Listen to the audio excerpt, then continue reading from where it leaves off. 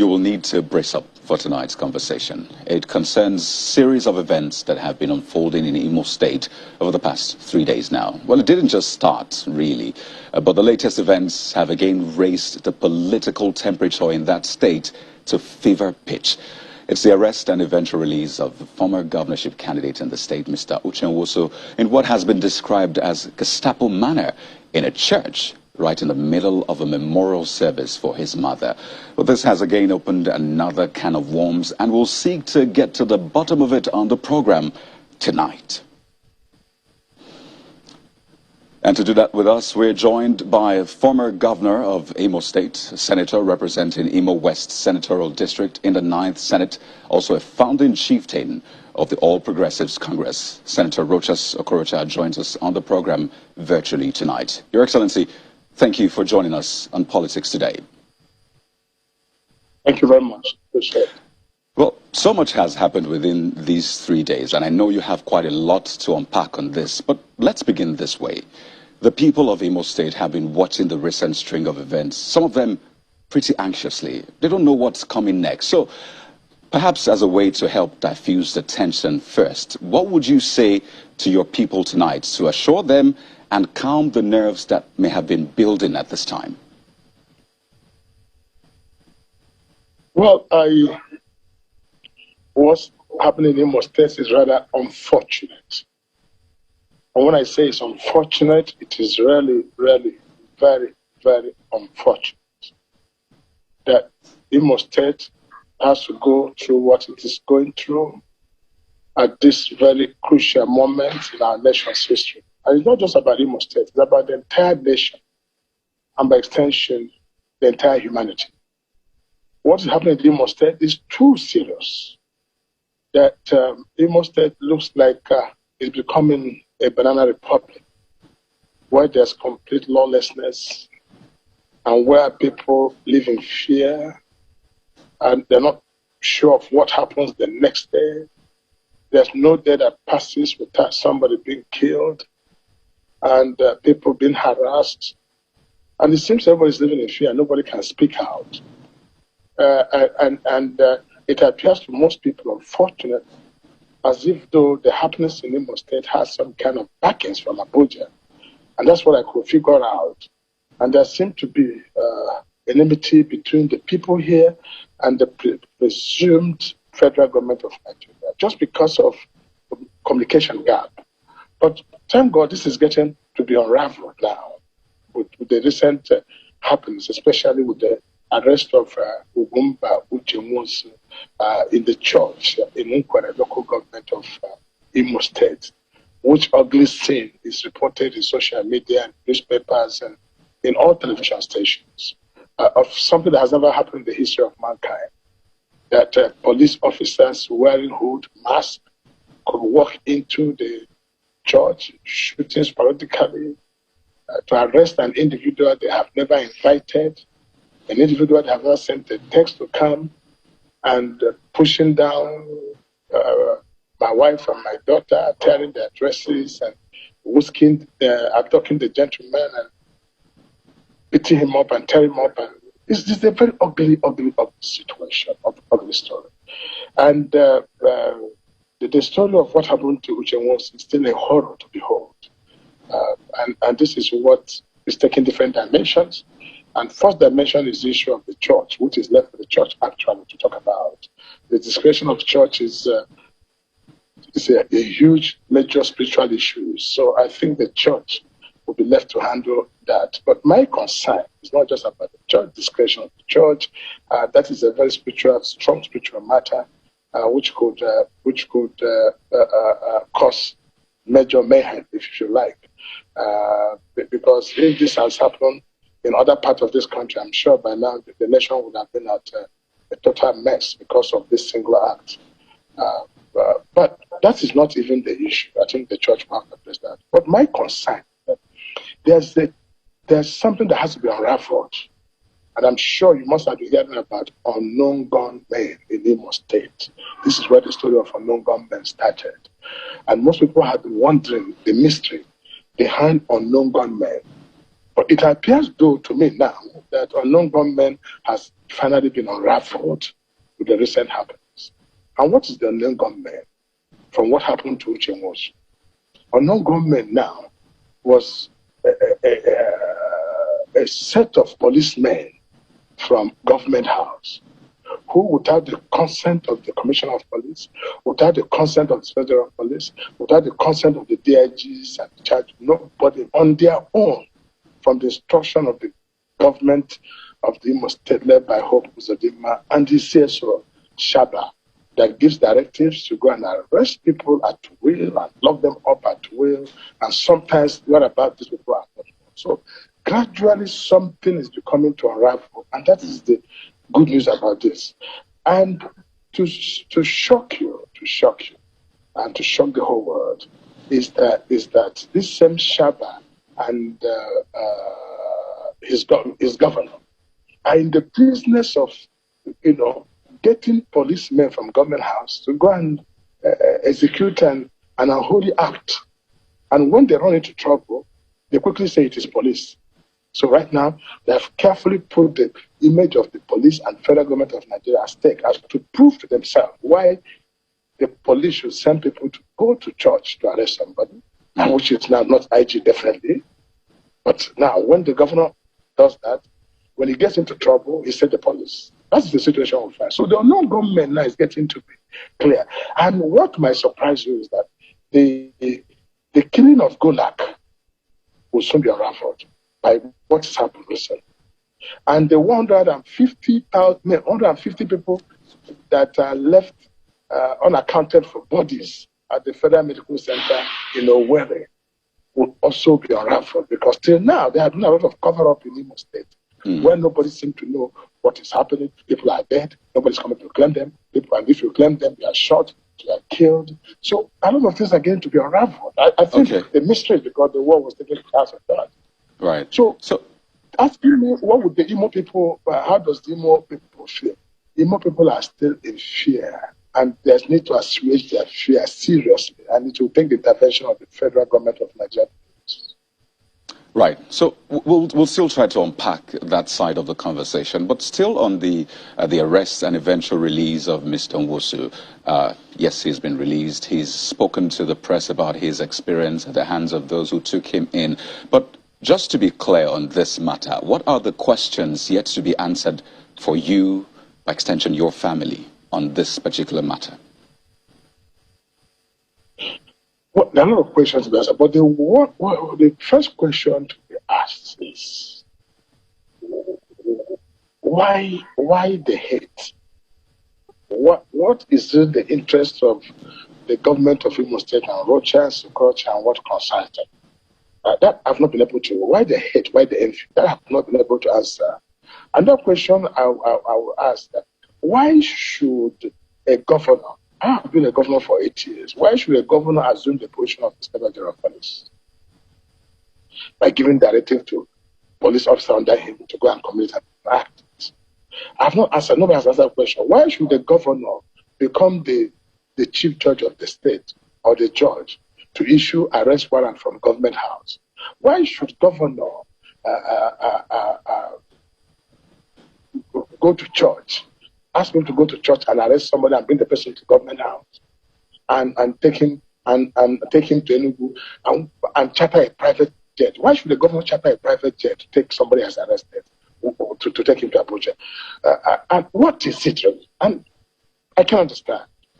Because if you had listened to Uche Nwosu, this phone call this evening would have been a condolence message. God forbid.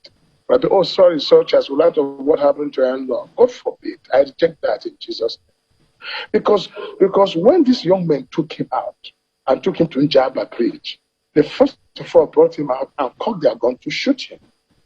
And they were, what saved Uche Nwosu was social media. That said, oh, this has come to social media, and they became a bit scared and communicated back to Shab, not knowing that Uche Nwosu hears outside very well. Then when they went to government house and the vehicle turned, they left him with only one car driving to Enugu. In Okigwe, a road to Enugu, they also spoke in Hausa saying, can we now shoot his leg or shoot his hand? Was in the process of running, let's finish him and go. The same policeman. When they said that, then he asked me in Hausa, Why do you want to kill him? What have I done? The people were shocked. Do you speak Hausa?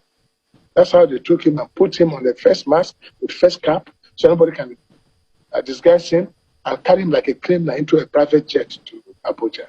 But I'm sure, 100% sure, that IG from my communication with him never knew of all these things. And I'm patiently waiting for what police will say on this particular matter. Now, on that point, Your Excellency. So what I'm trying... You can land on that. Come again? Okay, let me just put in the question. I was expecting that you land on the point, but on the the timeline and the details of what exactly transpired. Pardon me. So you said we're in possession of the interview you granted on Sunday, where you said preliminary that you had spoken with the Commissioner of Police in the state, who confirmed that the order came from Abuja. That was on Sunday. And then Mr. Nwosu came out and said that he doubts that the IGP was in fact aware of what was playing out. So really, have you been able to clarify who gave that order? If you said that the commissioner said it came from Abuja, Mr. Nwosu says it looks like the IGP is not aware, then who do we believe? Okay. Now, when in my curiosity, because at first, what we understood was the kidnap, was an abduction, because it was an unprofessional way of arrest. Without arrest warrant, without invitation, in a church shooting. So when I had that, I called on the Commissioner of Police before. I said, Commissioner of Police. In fact, the first I called his phone more than 5 times, and it wasn't going through. Eventually, when he came, his phone came on, and I spoke with him. He said he's out, that it's actually the Uche is with the police. I said, are you aware of it? He said he's not aware of it. He told clearly, he said he wasn't aware of that. Then he said the young men must have come from Abuja. Then I called from Abuja, and I spoke with the IG myself, and the IG also said he wasn't aware of the arrest. So at that point, I became curious as to what happened. But I think the police is still investigating this matter, and the police will be in a better position, the IG will be in a better position to say who then, or who are the people that actually conducted this arrest. But all that we have found out later from submissions and from the people that came were people from the government house, accompanied by a military vehicle that is also always in the convoy of the governor. It's a popular military vehicle that's always in the convoy of the governor. That's the one that accompanied these people. And when they took Uche, at the government round the half, these vehicles went back to the government house and left him with the black Jeep, either it is a Ford or Q7, I don't know what it is, that took him straight to Enugu alone, with 4 policemen inside. And you could see why they were inside. They undressed, they removed the many torn part of his clothes, took picture of him inside the car and sent back to the government house, and they put that on social media. And so it is a complicated matter. But what I'm saying to you is that unknown gunmen have been raveled in the state by the grace of God. I think it's because of an attack on the house of God that has revealed this. So as it stands now, it is obvious that the people are under the directive of the government of Imo State, led by Governor Uzodinma, who has led these people. And how do I have this? I have had a similar experience. The same Shaba was the person who shot my son-in-law during that my arrest. And the boy's legs got scattered. He was in the US for 4 months. The same Shaba, I saw him.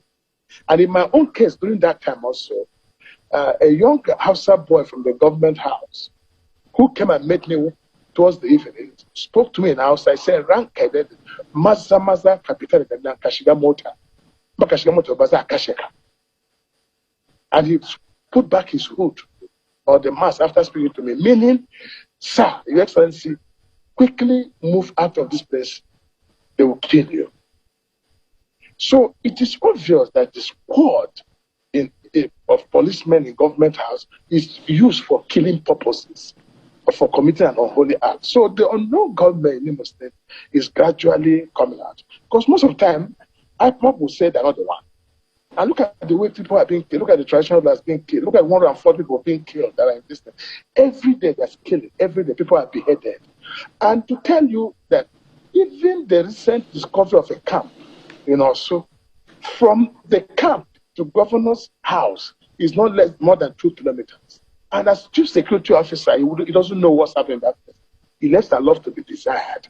So Imo might be gradually, an act of God might gradually send Imo State from what is happening. But it requires detailed investigation. And I pray that for the first time in this whole exercise happening, that the federal government of Nigeria, the police IG, will make out time to tell the world the truth. And I have promised myself we're not going to stop on this move until it is unraveled in Imo State. So speaking of investigation, again, Senator, you can land at that point, so I can quickly put in a couple of questions really to be answered, but if you could just make that point in 10 seconds, so I can put in my question. No, the point I'm making is that the governor also, ironically, has announced since last week that he's going to let the world know the people behind the IPOB or no government in Imo State. He gave the date of 3rd.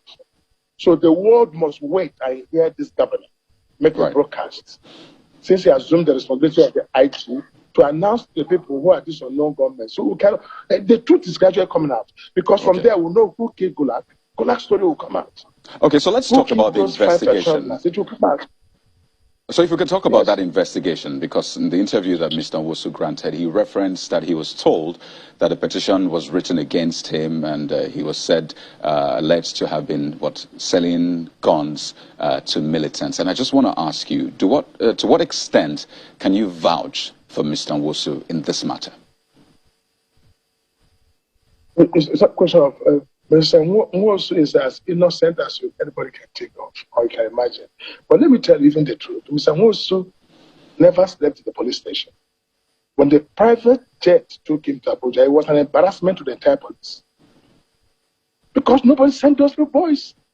On their own, they acted as IG because the governor, Uzodinma, who is now the Inspector General of Police, gave every instruction, directed everything. And so, what investigation is going on? Uche Nwosu was asked to come back the following day after making statement.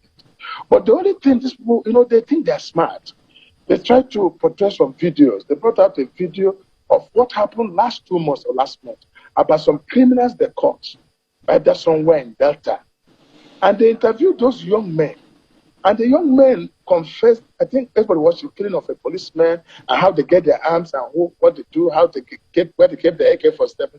Only 1 month after, the same Shabba went and dressed this young man up, cleaned him up, wore him a nice white dress. His hair has grown and kept him now to say, oh, you must say Uche Nwosu. It's so laughable. Uche Nwosu bought arms for you.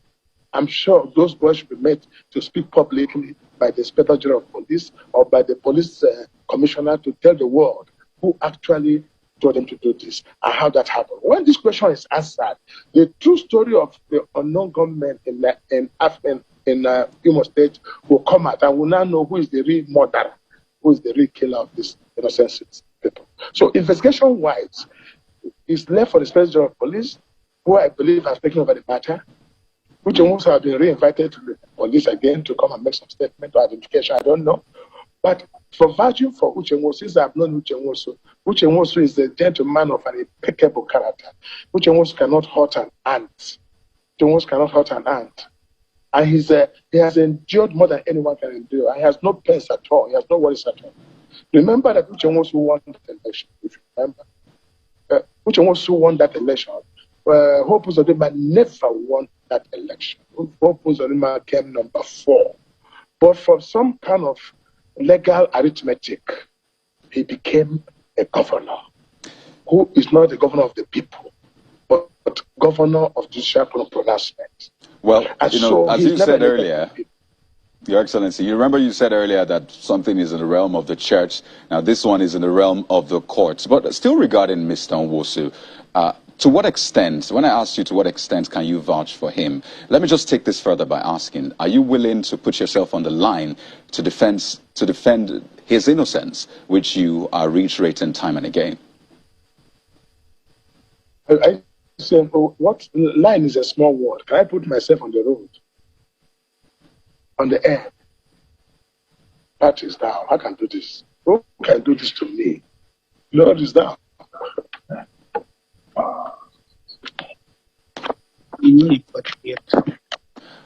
Okay. Well, Your Excellency, can you hear me? It's okay. I can hear you. I think it's okay now. So okay, I think we lost you for a moment. Please go ahead. I say I can vouch for Uche Nwosu with everything in my life. I can vouch for him, even in my sleep. That gentleman cannot even think of evil, let alone try to execute it. But look, let me tell you, my friend, just wait for the next couple of days or week, the truth will come out.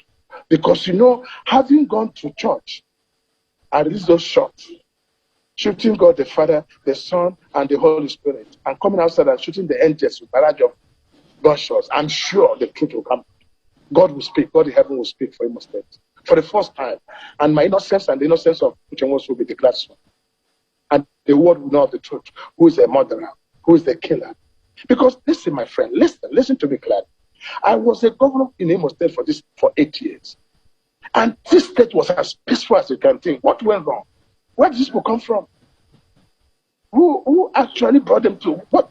So let me tell you, when the wicked or the criminal is in power, people more. That's what is happening in Imo State. So ask him whether I can vouch for Uchenwosu. I can vouch for Uchenwosu 1 billion times that he cannot. And I'll sign my signature for it. That's my trust for that young man. Right. And that same thing I saw in him. That was what I said I saw in him. That when he became the popular choice of Imo people for governorship, I stood by him. I said I stand by him. And they denied him a ticket that he won. And today, that denial and bringing a wrong person who never won an election has led the state into turmoil. So you referenced when you were governor, and you have alleged that you think that this order actually came from the government house, from the governor of Imo State. And this will be an order, as it were, to the police. And time and again, we've heard governors say they can't even give orders to police. So is this something that can happen? A governor giving orders to the police to carry out? Is that something you did during your time, such that you know it can be replicated now? There's what is called abuse of power. This is why abuse of power, absolute abuse of power is what's happening in Imo State. Those police is only to protect the governor and nothing else, and cannot be used to discharge any other function of the police by law. And secondly, the fact that still don't know what the governor tells the presidency and those he has as agents in federal government that makes them release army to him, Air Force to him, Navy to him. This is the only governor in Nigeria who carries Army, Air Force, Navy in his convoy, who lives in armored personnel car, who lives in billion van all the days of his administration and doesn't even come out. This governor cannot come out to the street and walk around the street. I assure you cannot move out. So I don't know, but I think within my conviction that this governor goes ahead to tell president, the presidency, who are open, who have such open mind of listening to every gossip, and tell them, listen to me, let me tell you, the whole Igbos are against President Muhammad Buhari. The whole Igbos are against the Northerners. I'm the only good man. So listen, I will fight them on your behalf. So he set enmity between Igbo people and Abuja and federal government of Nigeria. And they believe him. But the question they ask, when I formed APC and I became the governor, why were not such enmity between Igbos or Imo people and the Federal Republic of Nigeria? It's a creation of the governor of Imo State. It's his creation. And that's why he gave the military cheap. He gave the Navy cheap. Whenever he said, come to Olu and bomb, they give him fighter jets, come and bomb everywhere. The guy is too... I want people, even in this, whatever we do in future, let's check the track record of anybody we are bringing to authority before we mess up this country and mess up the state. People should have asked, who was Hope Uzodinma before becoming governor? We know him in Imo State.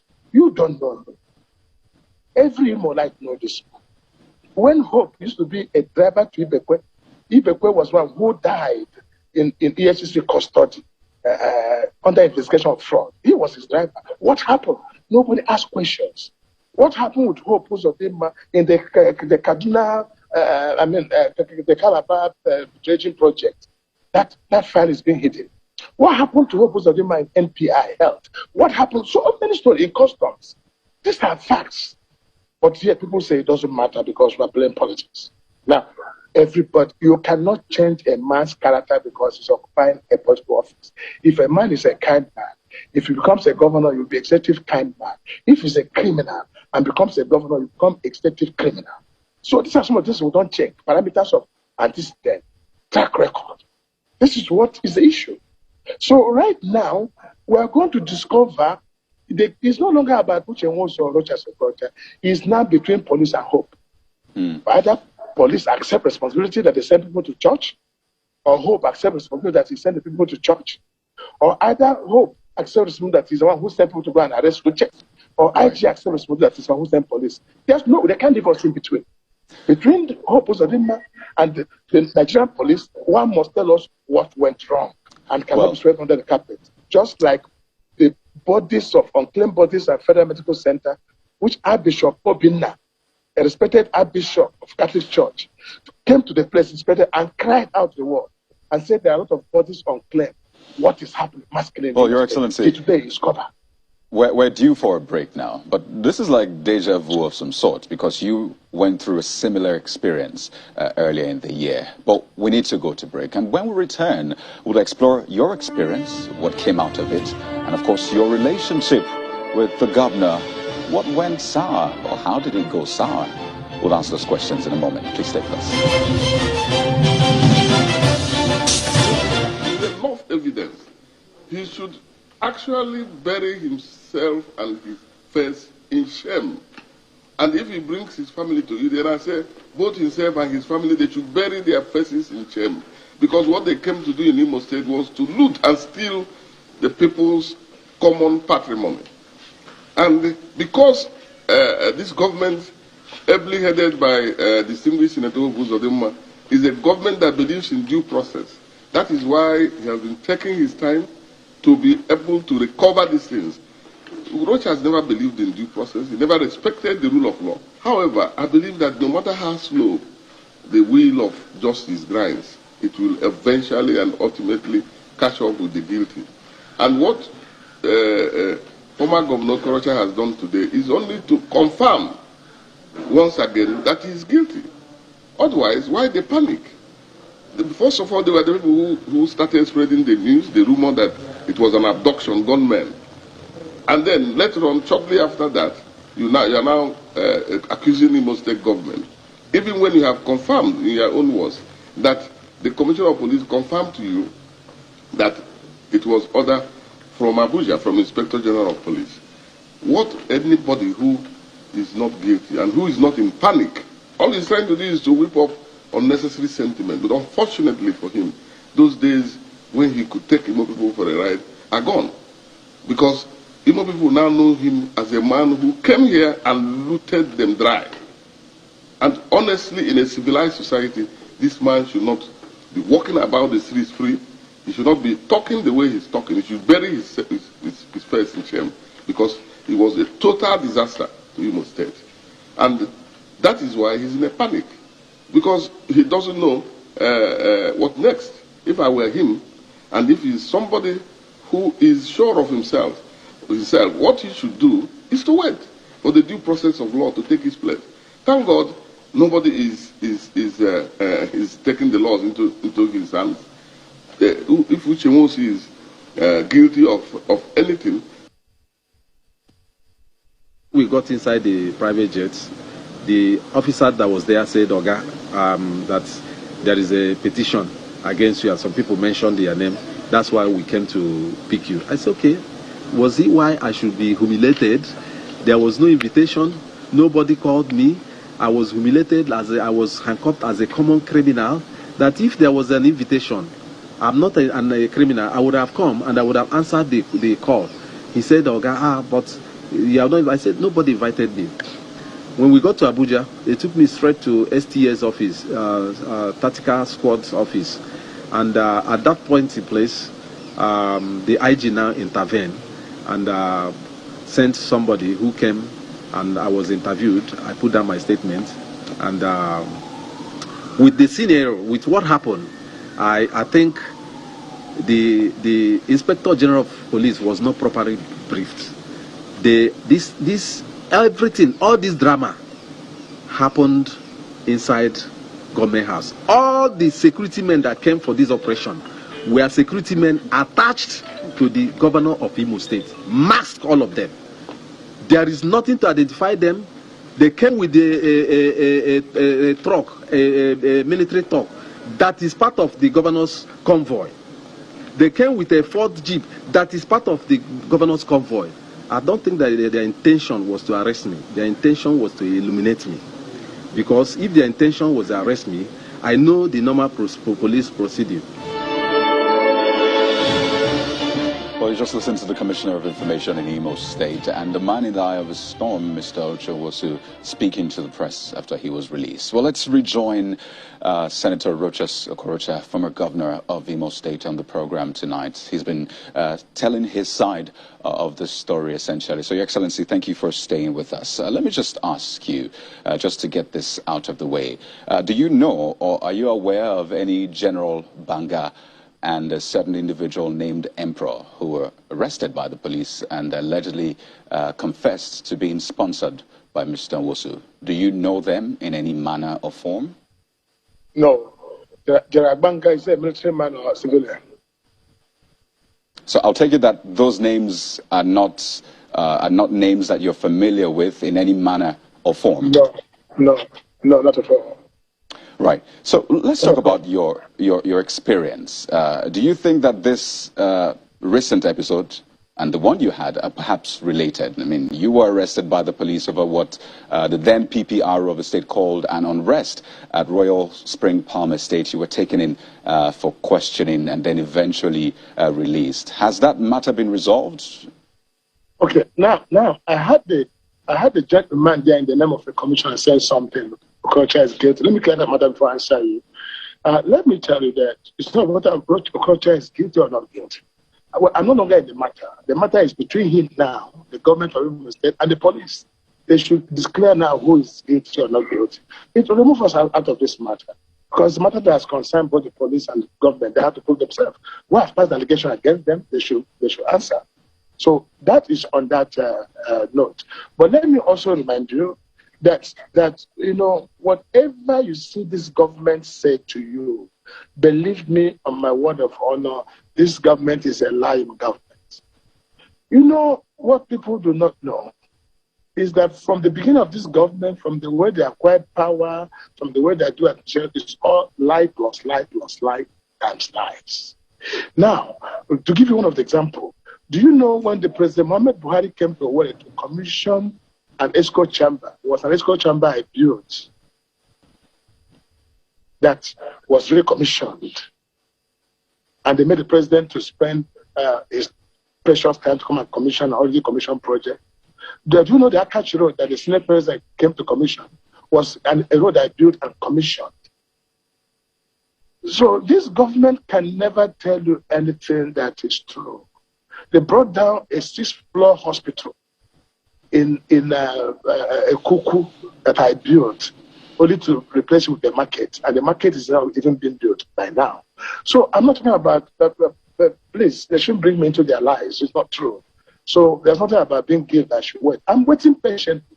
Uche is waiting. Let us wait to see what the truth will be. But at least Nigeria should be able to hear between the police and Imo State government who ordered the arrest, who paid for the private jet, who naked Uche handcuffed him, who interviewed those boys that are being used as witness, and all those stories. The truth will come out. If not, then whatever I say to you next time, don't believe it.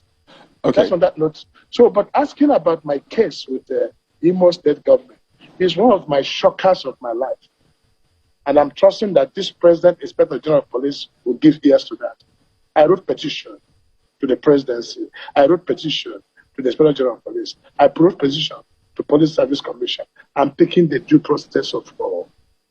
I said, look, I was wrongly arrested. And my human rights was being breached. Now, what do you expect? I was expecting the report will come back. Nothing has come back.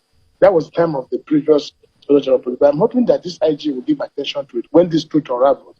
Because whatever Rochas does, the quick way to dismiss this is political. It's political. It's political. So the truth is being hidden every time. Even when people are being killed, they say it's political. People are being maimed, it's political. For how long will political stop for the real issue to come out. But this last straw is the one that will break the camel's back in this country as concerned the government of Uzodinma and Imo State. The truth will come out. So as it concerned, the matter is still kept there.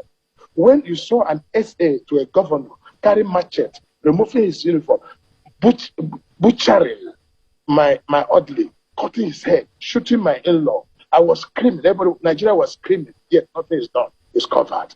Because there's a government in place who has his way with the system in Abuja. And so, but this one will expose them, and they will never be free from it. They will never escape from this one because it's obvious on this matter. So, Senator Okorocha, I'd like to show our viewers, and hopefully you, a video. This video was shot last year, early last year. And so this is for our viewers and you as well. I'd like you to watch this video, and then we'll come back to get your response. Just taking a look at the relationship between Governor Hope Uzodinma and Senator Rochas Okorocha. So do watch this.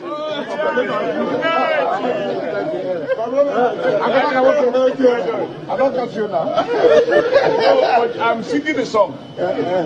We are a united. We are a society. And if we come away, we put the past behind.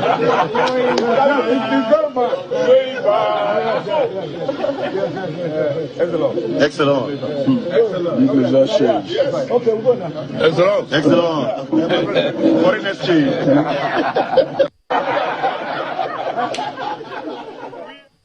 I mean, you saw the smiles there, you saw the handshakes, not once, twice. So, Senator Okorocha, I mean, that painted a picture as though, I mean, all was rosy between you and Governor Hope Uzodinma. I mean, judging from that video. So what exactly went wrong? Well, let me explain that video. Let me explain that video very well to you. Now, when Hope Uzodinma was declared as the governor of Imo State by the court, I recall it was the former governor of Zamfara State that came to me, Governor Yarima. I remember very well, a friend of mine came to me, to my office with the same Uche was, and insisted, calls from the party, he said, look, since this has happened, it's APC. We need to just go and show solidarity and show some support. I was at the airport. I chartered the plane myself.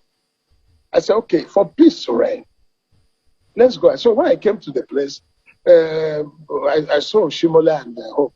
They drove in, and the Shimola started making that joke. And if you look at it, I was just watching them and looking at them. But that was not even the issue. The issue was I wanted peace in Imo State. I want whether this whole madness of everything, Imo is not stable, political issues, stop. Whatever it is, let's just go ahead. I even used a phrase at that time. I said, even Apostle Paul, that today wrote the whole New Testament, was a criminal. Let's see whether we can give support. And I went there. When I went there, the shout that greeted my arrival, he became to feel small. He felt scared. And since that day, I have not seen this man again till today. After that, I saw him once in his office. Till that day, I have not seen him. Because if you call me, he wouldn't even pick on. He won't even talk to you, he will not respond. The next thing I heard that he said he wants to go on, he must deal with Rochas Okorocha. That Rochas said he was going to run for president, so he must deal with me and all that. That's what I know, all kinds of petty stories that is neither here nor there. So I can't understand what is the misunderstanding between me and Hope Uzodinma. I don't even know. Well, Your because Excellency, we're talking in common. It's quite sad that we didn't get a full value for this conversation, but at least the much we have heard from you is quite instructive. And you said you want peace to reign in Imo State, peace which is a precursor to development, and that's certainly our hope as well. But we have to thank you. We're totally out of time. Senator Rochas Okorocha, former governor of Imo State, founding chieftain of the All Progressives Congress, thank you so much for your time tonight. Thank you very much. Thank you.